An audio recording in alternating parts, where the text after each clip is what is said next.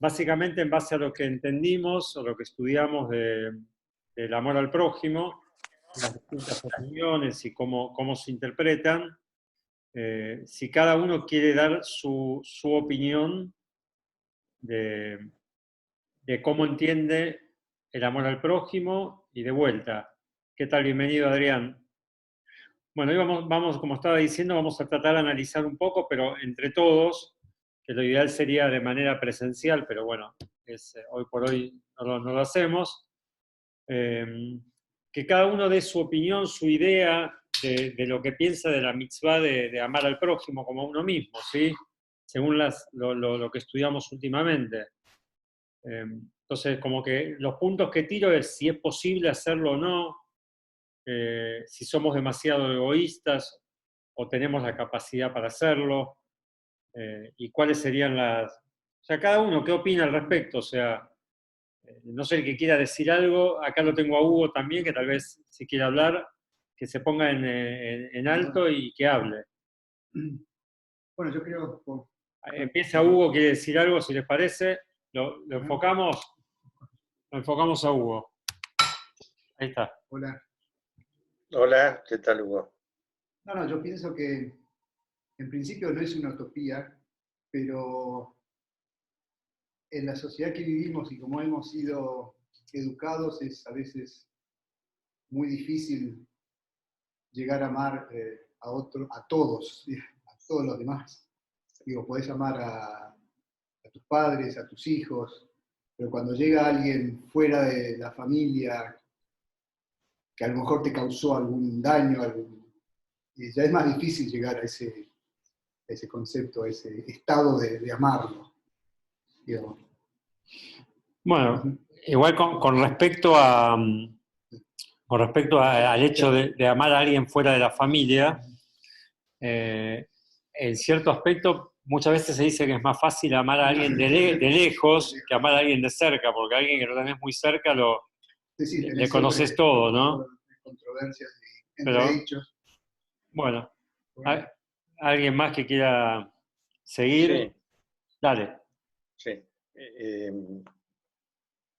Yo creo que es más una declaración de principios que justamente para morigerar un poco el egoísmo, que era una cualidad o un defecto del hombre, ¿no? Es inherente a la raza humana ser egoísta.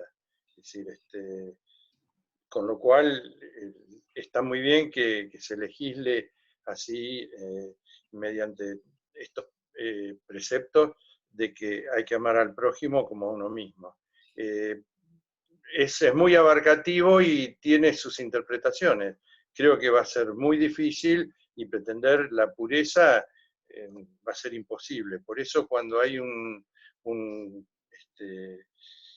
notable que se dedica a eso, tiene su premiación mundial de amar al prójimo, ¿no? Pero creo que es una particularidad del hombre, ¿no? El egoísmo. Y como un ejemplo, lo estamos viendo ahora, donde, digamos, a diario, donde cunde el peligro de un virus y todos actúan con el máximo egoísmo en favor de sí mismo o de los que los rodean en su pequeña escala. Así que eso es lo que quería manifestar, nada más. No, igual con respecto a...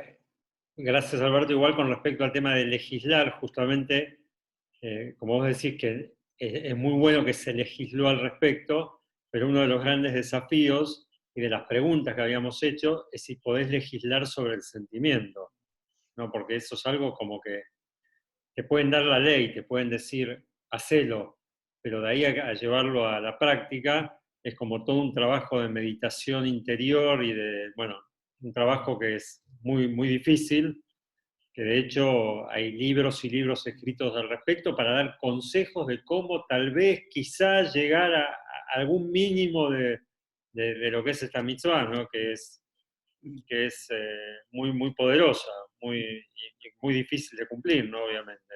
Pero no imposible porque si Dios la manda lo único que tenemos que realmente meditar mucho al respecto. Sí, acá Hugo quiere seguir algo. Incluso el hecho de amarse a uno mismo, digo, ¿qué es eso, no? Cómo uno llega, digo, uno tiene que conocerse muy bien, Y bueno, estuve leyendo hace poco libros del doctor Tversky, que él, un gran estudioso de todo ese tema y psicólogo, psiquiatra, profundizó mucho el tema de amarse a sí mismo y el tema de conocerse, ¿no? Uno mismo. Bueno, obviamente siempre dicen que para poder amar a otro tenés que amarte a vos mismo, ¿no? O sea, justamente hoy estaba hablando con mi hijo, con uno de ellos, con respecto a este tema, y bueno, cómo conciliar el hecho de que la otra vez habíamos estudiado una ley, que justamente la trae Rabbi Akiva, no sé si se acuerdan, que Rabbi Akiva nos pone en una situación: ¿qué pasa si hay dos personas en el desierto con una sola botella de agua, que si la toman los dos, la comparten, ninguno de los dos va a llegar a donde hay agua, no van a poder sobrevivir, y si la toma uno, ese sobrevive y el otro no. Y ahí dice que primero está uno, ¿sí? Ahora bien, si uno sacrifica su vida por el otro, eso ya excede el marco de lo que la ley me pide. Pero ¿se lo puede llamar egoísmo a eso? ¿Dar todo por el otro? ¿O se llama no quererse a uno mismo? Porque decimos que si uno, para poder querer a otro, tenés que quererte a uno mismo. Uno que se sacrifica por el otro y que da todo por el otro, ¿a uno mismo no se quiere? La verdad que no lo sé. Yo no lo sé personalmente. Mira, hay muchos ejemplos de la vida cotidiana que te dicen que si hay una persona que amenaza a una familia y el padre cubre al hijo para que no lo maten. O sea, no es que el padre no se quiere a sí mismo, sino que prefiere y beneficia la vida de su hijo antes que la propia. O sea, las interpretaciones son múltiples, pero obviamente vos no podés ser un tipo que desprecie su vida y amar al prójimo, pero todos quieren, se aman a sí mismos, es obvio, ¿no? Obvio. Sí. Bueno.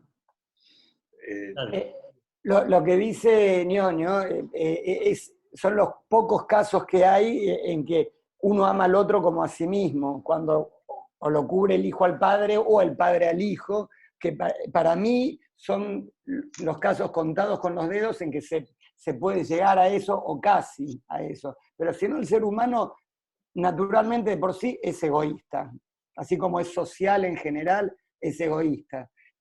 Está eso como para tender a apuntar a ese norte, pero en general es una tendencia que tiene que haber, como un modelo a dónde llegar.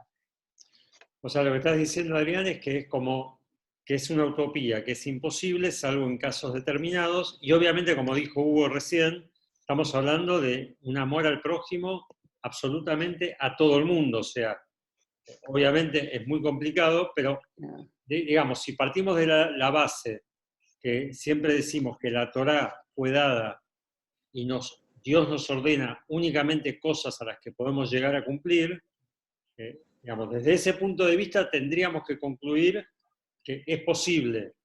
Ahora, obviamente, ¿cuántos llegan a eso?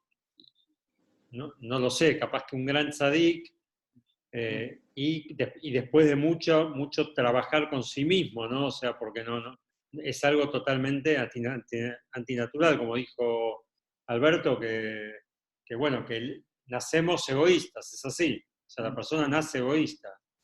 Sí, Víctor.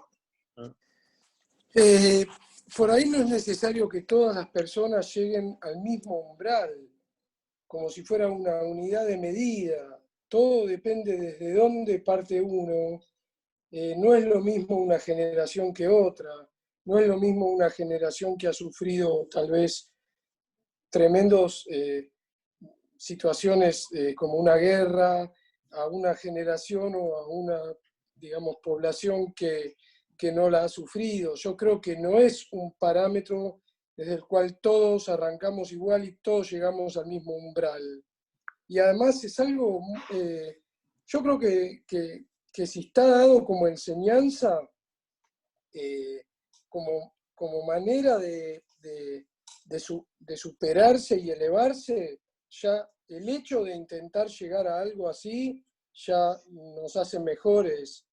Después estará el que dice, vos llegaste, vos no llegaste, a cuánto llegaste vos y a cuánta gente no impactaste, pero el hecho de pensar que se puede, bueno, ya creo que te va haciendo mejor persona.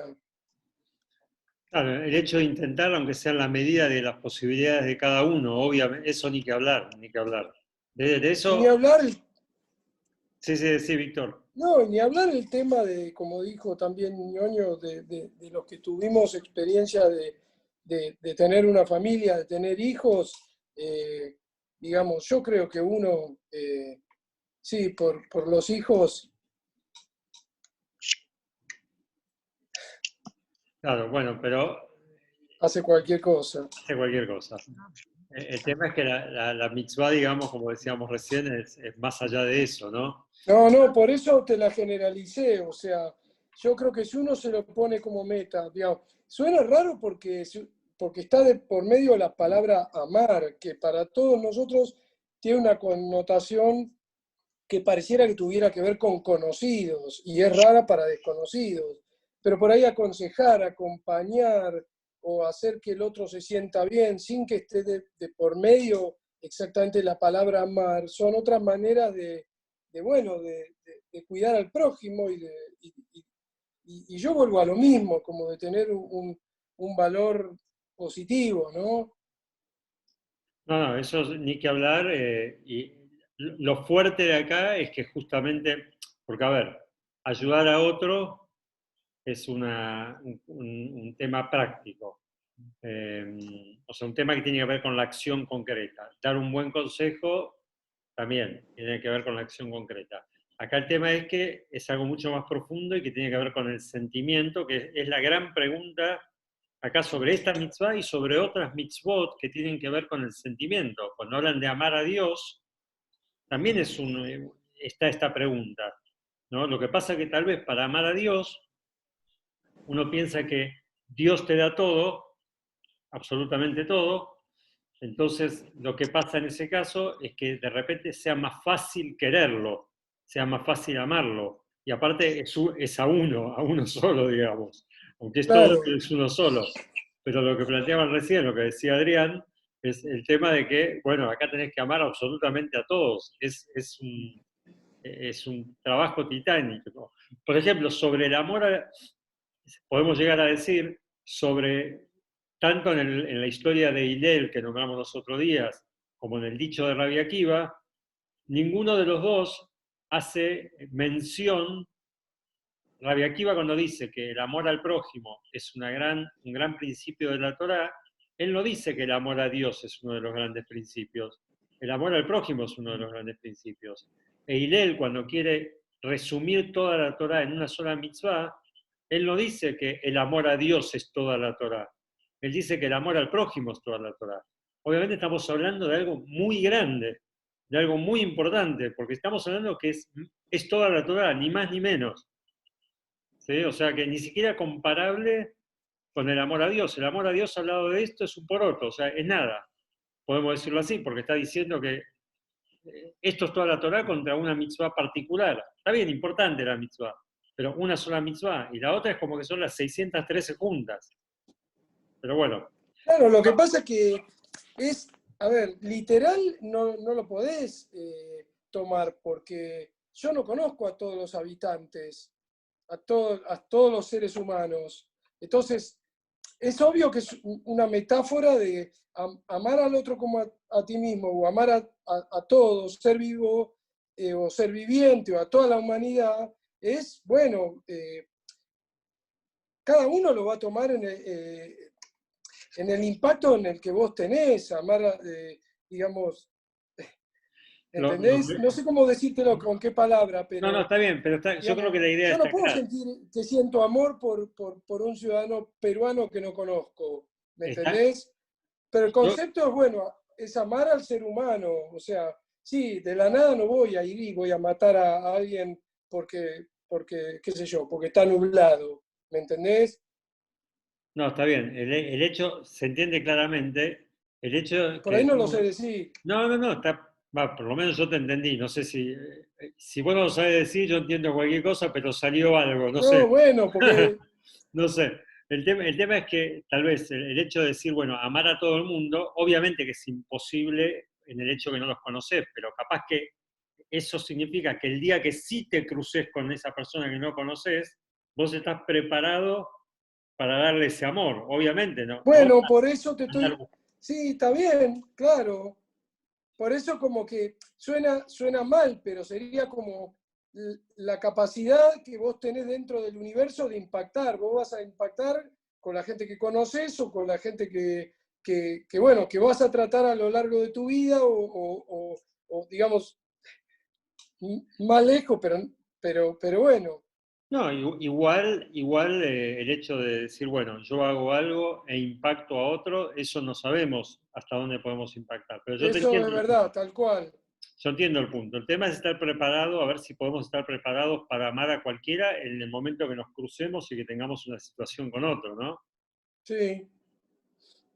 El caso inusual de la guerra, donde ahí se han dado cientos de casos de soldados que dan la vida por los otros, para salvarlos. Se entrega su vida para salvar a su grupo. Está bien, Eso bueno. no sé qué explicación tiene, pero No, está bien. Igual hay que ver todo si está movido por algo sí. o por algún interés secundario o porque realmente, bueno, ya están convencidos que esa es la misión y demás. Y bueno, sin desmerecer Claro, el otro lado, obviamente, ¿no? ejemplos hay miles. Lo que pasa es que querer universalizar esos ejemplos es muy difícil. Pero bueno, yo concuerdo con que está muy bien que en la Torá figure eso porque realmente es una pauta que debería ser el modelo a seguir. Lo que me parece que también debería haber un atenuante por si dentro de las 613 mitzvot, esta te la salteas un poquito porque no se va, es de cumplimiento medio imposible, ¿no? Sí, igual es como creo que Adrián dijo, que obviamente o Víctor, creo que Adrián lo dijo, como que cada uno puede aspirar a ver, es lo que muchas veces decimos, está escrito que cuando lleguemos había una historia con Rav Zushe de Anípoli. Rav Zushe de Anípoli era uno de los alumnos del Maggid de Mesrich, que justamente el Yortzeit de él fue el viernes pasado.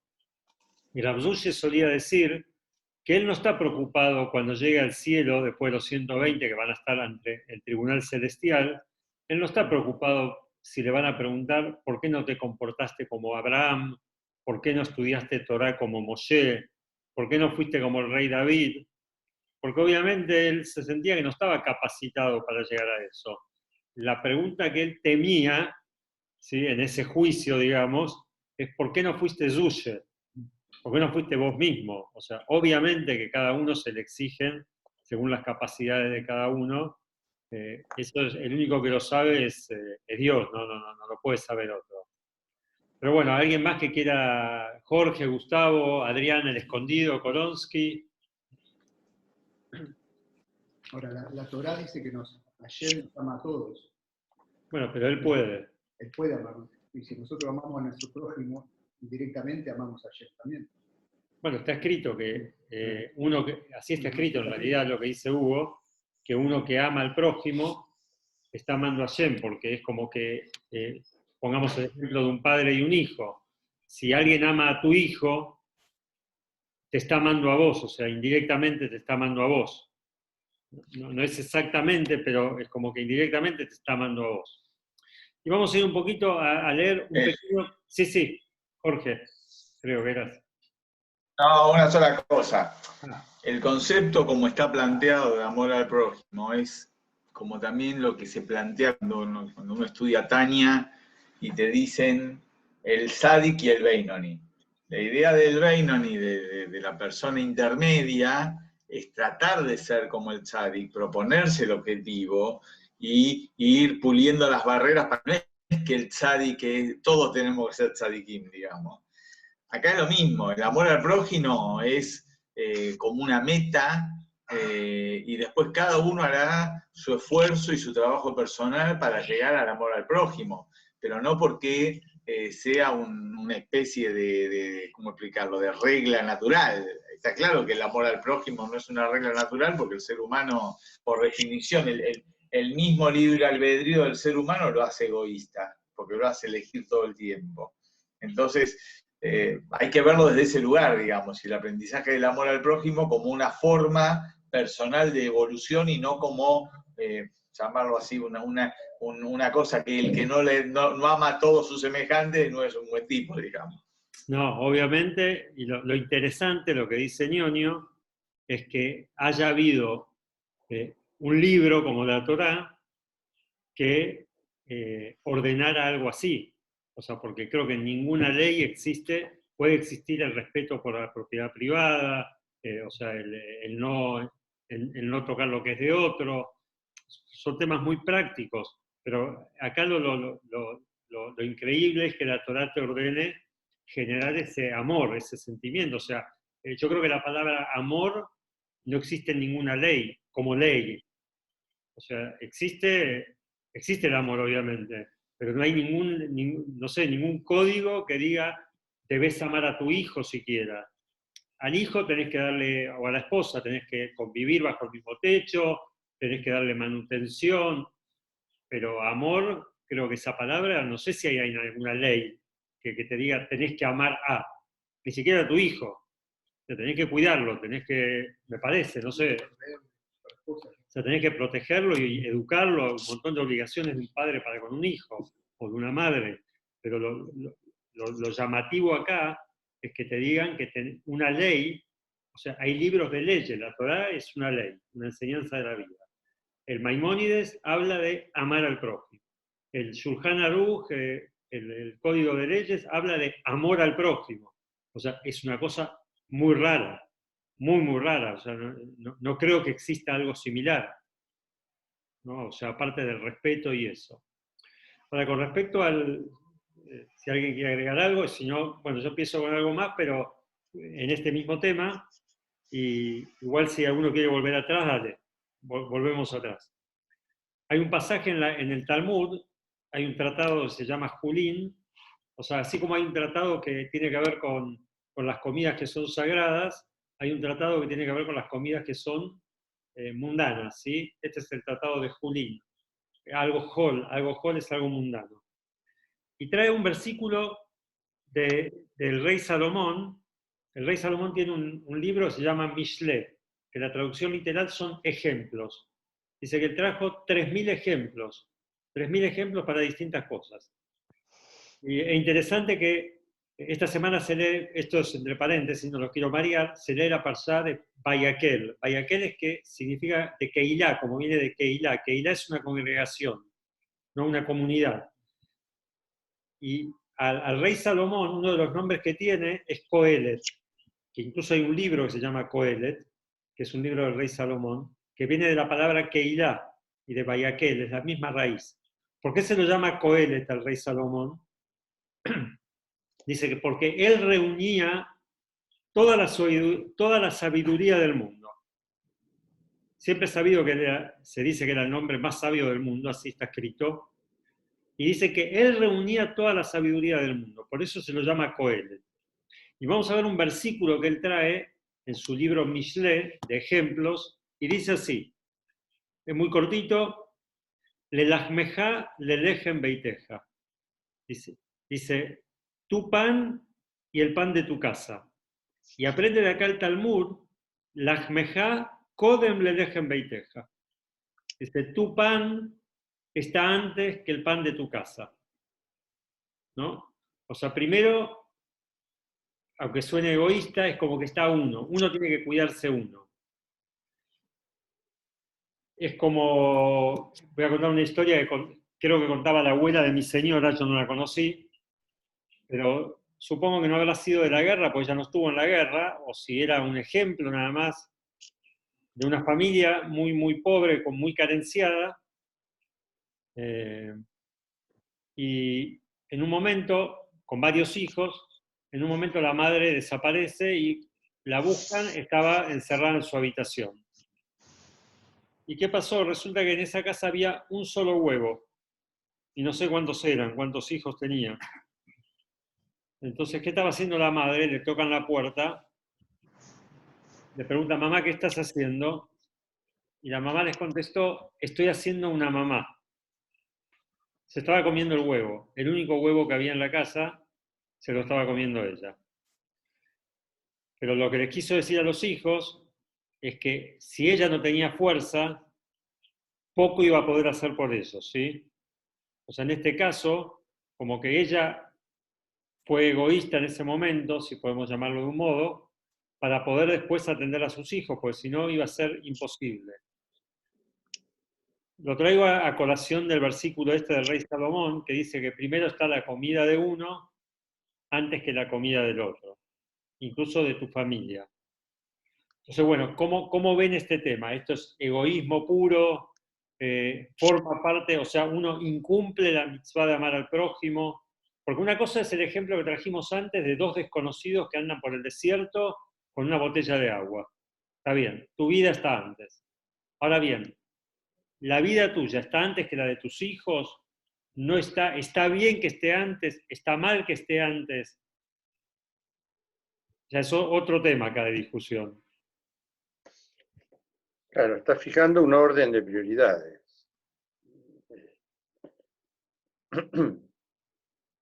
O sea, ¿están de acuerdo con lo que dice el rey Salomón, que primero estás vos y después están tus hijos, está tu casa?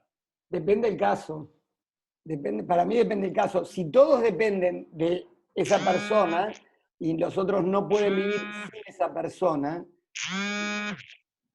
entonces, Espera, que voy a silenciar que hay alguien con un celular, pero dale, sí, entre el que quiera hablar. Dale, Adrián, seguí. lo que digo es que si todos dependen, es relativo a cada caso, si todos dependen de esa persona, y sí, vale, ahí sí es válido. Ahora, qué sé yo, me vino a la mente un caso que quizás es medio tétrico, pero hay una película que se llama La chica con el pullover verde, que es de una historia de en Liov, que es un pueblo en Ucrania, que es o la ciudad más antisemita que yo escuché en Ucrania, que una familia de judíos vivió en las alcantarillas abajo por 18 meses. En uno de los casos hubo que taparle la boca a una criatura que nació ahí también para que no los delaten, y murió esa criatura. Entonces, ahí la muerte fue para que viva todo el resto. Entonces, es relativo a cada caso. No sé si es válido el ejemplo, me vino ahora a la mente. Sí, es válido. Yo no sé si es legal, porque una cosa, siempre en la halajá se trae qué pasa, por ejemplo, en un parto donde el hijo, el feto está poniendo en peligro a la madre, entonces está primero la madre. Primero está la madre. Siempre que el bebé no haya nacido. Una vez que nació, las dos vidas valen lo mismo. La del bebé recién nacido y la de la madre. Entonces, como que es un punto muy, muy difícil, ¿no? El que planteas, porque en realidad, digamos, si yo lo miro desde lo que yo sé, fue un asesinato. Digamos, está bien, salvó otras vidas, pero no lo decidió tampoco el bebé en ese caso, ¿no? Claro. Lo decidió otro por él. Que bueno. Yo no me acuerdo si fue que lo asesinaron o le taparon la boca tanto tiempo que fue como una Claro, consecuencia. claro. No sé si sabía que lo Capaz que se liquidaron. ahogó y, bueno, al margen, todos estamos hablando sentados en casa y charlando, ¿no? Mientras ellos estaban en una situación límite, que nadie puede, obviamente, comparar las situaciones. Pero bueno, si les parece, vamos a estudiar un capítulo del Tania, que lo voy a decir directamente en español, donde trata un tema similar, pero si están primero, acá cambia un poco el ángulo, digamos, pero también habla del tema de las necesidades de uno y las necesidades del otro. ¿Está? Entonces lo voy a leer en castellano, así se hace más ágil y lo entendemos directamente todos. Espero que se entienda el español. Mis amados hermanos, esta es una carta que escribe el Alter Rebbe que se la dirige a sus alumnos. A los miembros de la comunidad de, puntos suspensivos, no dice de qué comunidad, mis amados hermanos y amigos míos que me son como mi propia alma. Las privaciones de estos tiempos no me están ocultas. O sea, el Rebbe sabe que hay privaciones en estos tiempos, en que los medios para ganarse la vida han declinado, la parnasá está mal, especialmente entre aquellos conocidos por mí en vuestra comunidad, cuyas manos han vacilado de modo que carecen de abastecedor alguno, sin un trabajo disponible tanto para el marido como para la esposa, y literalmente piden prestado para comer. ¿No? Está hablando de una comunidad que se había empobrecido mucho y que literalmente estaban necesitados de comida. No obstante ello, o sea, les está hablando a gente que está necesitada, que está con problemas económicos. No obstante ello, no actúan correctamente con sus almas, conforme los reportes de que cierran su mano, que durante toda su vida hasta este mismo día ha estado abierta, para dar con mano plena y ojo generoso para todas las necesidades vitales, para satisfacer las necesidades de los limpios menesterosos, cuyos ojos se alzan a nosotros. O sea, lo voy a traducir en pocas palabras, porque capaz que es muy poético. Lo que está diciendo acá el Alter Rebbe, les está hablando y diciendo, si bien ustedes tienen necesidades, pero igual tienen obligaciones que cumplir para el prójimo, porque hay otros que también están necesitados. Y siempre fueron gente de dar y de ayudar. Si nosotros no nos apiadamos de ellos, Dios libre, ¿quién lo hará? Y está escrito para que tu hermano pueda vivir contigo. O sea, las mitzvot son dadas para que uno pueda vivir con el otro, para que el otro también viva. En cuanto a la decisión de los sabios, que tu vida tiene prioridad, como lo que estudiamos, él hace alusión a lo de Rabbi Akiva, de los dos andando en el desierto, ¿sí? A la historia de los dos que andan en el desierto con una botellita de agua. La decisión de los sabios que dicen que tu vida tiene prioridad, esto se aplica solo al caso que uno tiene un jarro de agua en su mano. Esto es cuando es igualmente esencial que ambos beban a fin de salvar sus vidas de la sed. O sea, hay dos necesitados de algo esencial. En ese único caso, tu vida tiene prioridad, mi vida tiene prioridad. Es el único caso. Pero si un pobre precisa pan para la boca de bebés, leña y vestimentas contra el frío y cosas similares, todas estas tienen prioridad a cualquier prenda fina y festines familiares, con carne, pescado y toda clase de delicias para uno mismo y todos los integrantes de su casa. O sea que si en el caso, ¿cuándo decimos que tu vida está antes? Cuando es de vida o muerte. Pero si vos te vas a dar un lujo y el otro no tiene para comer, tenés que darle al otro.